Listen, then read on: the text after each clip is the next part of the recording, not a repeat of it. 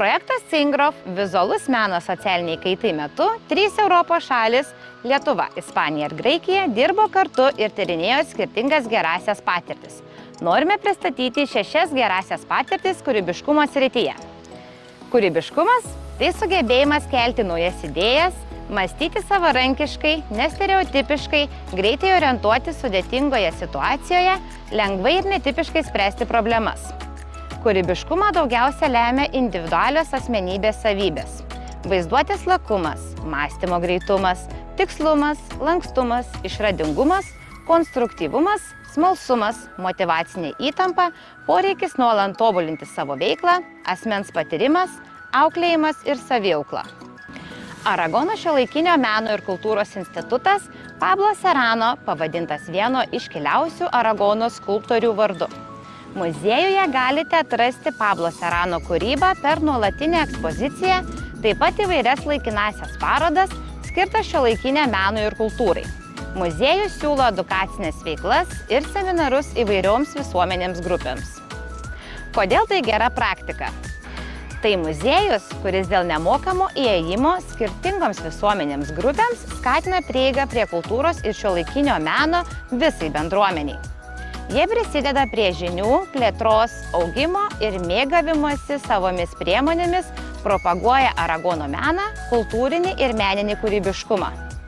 Kokie mokymosi rezultatai yra pasiekiami? Muziejus priartina kultūrą prie visų visuomenės grupių. Tai ne tik meno kūrinių eksponavimo vieta, bet ir žmonių susitikimo vieta, kur jie gali dalyvauti įvairiuose su kultūra susijusiuose pokalbiuose, konferencijose ir dirbtuvėse. Muziejus skelbia atvirus kvietimus vykdyti mokslinių tyrimų projektus ir meninę kūrybą. Meno centras jaunimui El-Tunel – tai erdvė, skatinanti jų asmeninį tobulėjimą, praktikuojant įvairias meno disciplinas, tokias kaip teatras, tapyba, muzika, šokis, vaizdas ar grafiti. Erdvėje yra repeticijų boksai, įvairi įranga, ekspozicijų erdvė ir grafiti zona. Taip pat įrašų studija ir patalpa koncertams ir pasirodymams. Kodėl tai gera praktika? Šioje erdvėje yra vietos kiekvienam jaunam žmogui, norinčiam tobulėti ir išreikšti save per muziką, tapybą, grafiti, teatrą ar šokį ir įvaizdį. Didina jaunimo, kurie jaučia aistrą bet kuriai meno ar kultūros sričiai motyvaciją ir saviugdą. Padeda ugdyti jaunimą kūrybinėse srityse ne tik materialinėmis, bet ir tikrai pažangiomis technologinėmis priemonėmis. Kokie mokymosi rezultatai yra pasiekiami? El-Tunel erdvei būdingas muzikinės kultūros propagavimas, todėl jaunimas gali ugdyti savo kūrybinius gebėjimus tam pritaikytose erdvėse su skirtingo lygio įranga ir instrumentais. Tai erdvė, kurioje modernumas ir naujos technologijos turi didelę reikšmę jaunimo tobulėjimui ir sceniniam augimui. Luisas Ascona yra šiuolaikinis perkusininkas, kurio specializacija – garso menas ir kamerinė muzika. Jis specializuojasi garso menuose ir kamerinėje muzikoje, nors jo kaip solisto karjera kaupia apdovanojimus, daugelio fondų pripažinimus, taip pat koncertus, pokalbių ir meistriškumo kursus. Savo kūrybą jis grindžia poezijos, sociologijos ir politikos tyrinėjimais. Jo estetinė visata yra tarp triukšmo, postperkusijos ir istorinio požiūrio į šiuolaikinę muziką. Kodėl tai gera praktika? Ši praktika skatina kūrybiškumą ir yra naujoviška priemonė skatinanti smalsumą. Į savo veiklą įtraukiamos įvairios tikslinės grupės, kurios paprastais būdais gali kurti muziką, eksperimentuoti ir atrasti save. Nereikia būti profesionalu, kad galėtum kurti garsą ir muziką.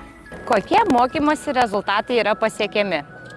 Lavina kūrybiškumą, susidomėjimą ir naujų garsų bei instrumentų kūrimą, skatina įsitraukimą ir smalsumą. Ceramikas El Fierzo yra socialinės iniciatyvos kooperatyvas, kuris tvirtai įsipareigoja užtikrinti neįgaliųjų socialinę įtrauktį ir integraciją į darbo rinką. Jų vykdytas projektas apie meną ir tapatybę Cinco Villas regione leido labiau pastebėti mažas gyvenvietes.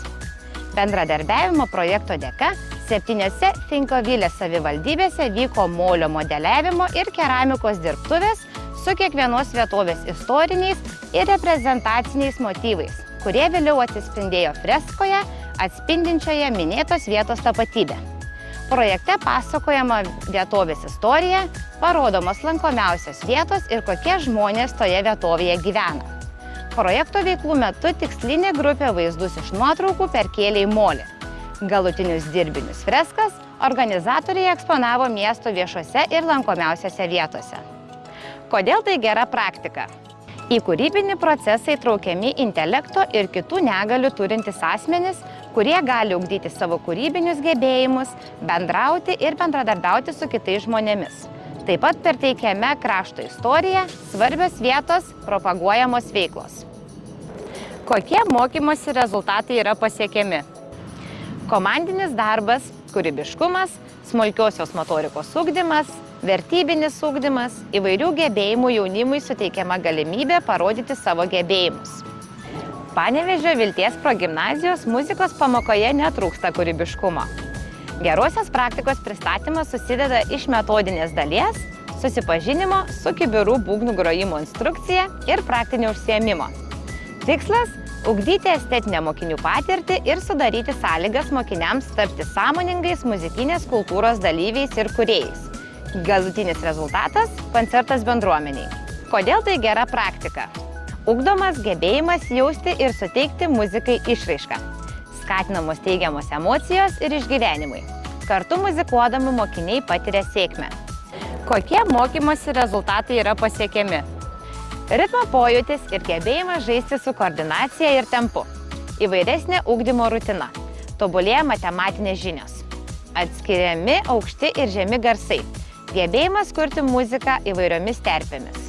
Simfonija yra viena iš interaktyvių Xaixa Forum veiklų.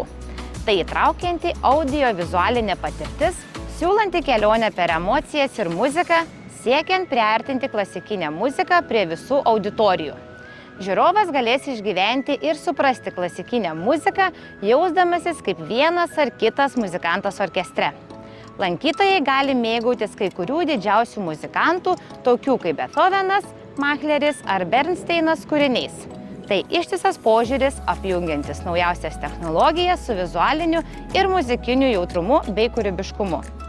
Kodėl tai gera praktika? Žmonės gali patirti unikalią patirtį, naudodamiesi technologijomis ir virtualia realybė, kuri leis jiems jausti įvairiausias emocijas ir artimiau susipažinti su muzika per nuostabius kraštovaizdžius ir istorijas. Kokie mokymosi rezultatai yra pasiekiami?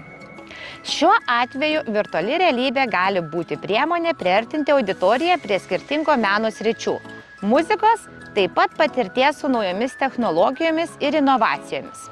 Sukuria žiūrovams įkvėpimo ir džiaugsmo jausmą, leidžia mėgautis akimirką ir patirtimi. Plačiau apie šias ir kitas gerąsias šalių patirtis galite perskaityti projekto Singrof – vizualus menas socialiniai kaitai elektroninėme leidinyje.